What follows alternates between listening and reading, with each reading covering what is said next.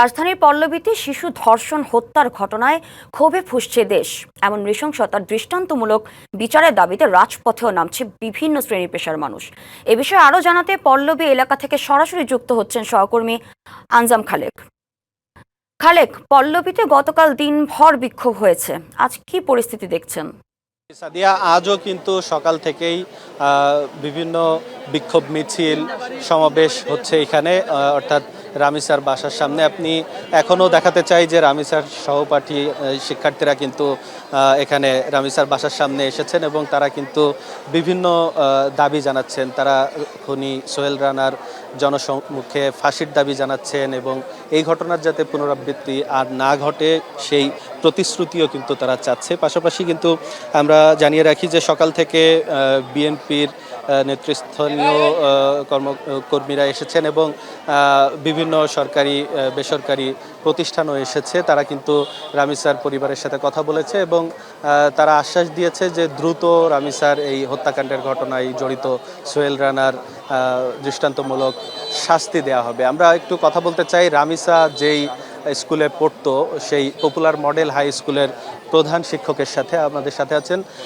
আপনারা এখন আসলে কি চাচ্ছেন এবং এই সোহেল রানার যে শাস্তির বিষয়টি সেটি কেন দেরি হচ্ছে, আপনার কি মনে হচ্ছে? আসলে সরকারি কিছু নিয়ম কারণ আছে যে কারণে হয়তো ডিলে হচ্ছে, নতুবা আমরা চাচ্ছি যে খুব দ্রুত সময়ের ভিতরে সরকার চাইলে এটা ফাঁসি দিতে পারে। আর সবচেয়ে বড় কথা হলো রামিসা অত্যন্ত মেধাবী এবং ভালো স্টুডেন্ট ছিল।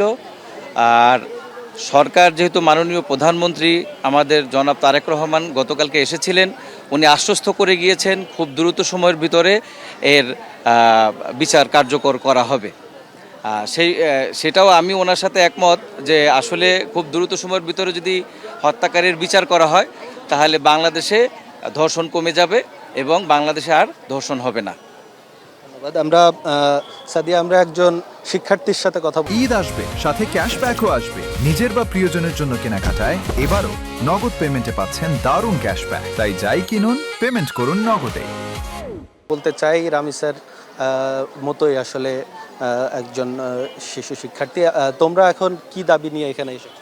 আমরা আমাদের একটাই দাবি, তাকে ফাঁসি দেওয়া হোক। তাকে একদম এমনভাবে যাতে ফাঁসি দিক যাতে আমরা জনগণ সবাই যাতে আমরা দেখতে পারি, না হলে আমাদের সামনাসামনি ফাঁসি দিক। তাকে ফাঁসি দিতেই হবে, ফাঁসি না দিলে আমরা মানবো না, আর আমরা এই মিছিলও ছাড়বো না। আমাদের একটাই দাবি, তাকে ফাঁসি দিতেই হবে, অবশ্যই দিতে হবে, যাতে পরবর্তীতে এরকম যাতে কোনো কিছু যাতে না হয়, কোনো মানুষের মনেও যাতে এইসব কল্পনা কি স্বপ্নতেও যাতে না আসে, যাতে এইসব চিন্তা ভাবনা বাংলাদেশের আগামী প্রজন্মের যাতে মানুষরা কোনোদিনও এইভাবে এইসব দুর্ঘটনার সম্মুখীন যাতে না হয়, তাদেরকে এটা চিন্তা ভাবনা করে এরকম অবস্থায় এই শাস্তিতে তার প্রাপ্য, তাকে দিতেই হবে, অবশ্যই ফাঁসি চাই। ধন্যবাদ। সাদিয়া, আপনি শুনছিলেন যে শিক্ষার্থী সহ সব শ্রেণী পেশার মানুষই কিন্তু বলছেন যে এই ঘটনায় যে দোষী সোহেল রানার দৃষ্টান্তমূলক শাস্তি যদি না হয় তাহলে কিন্তু এই শিশু নিরাপত্তা নিয়ে সংশয় থেকেই যাবে। সাদিয়া। খালেক, আপনাকে ধন্যবাদ।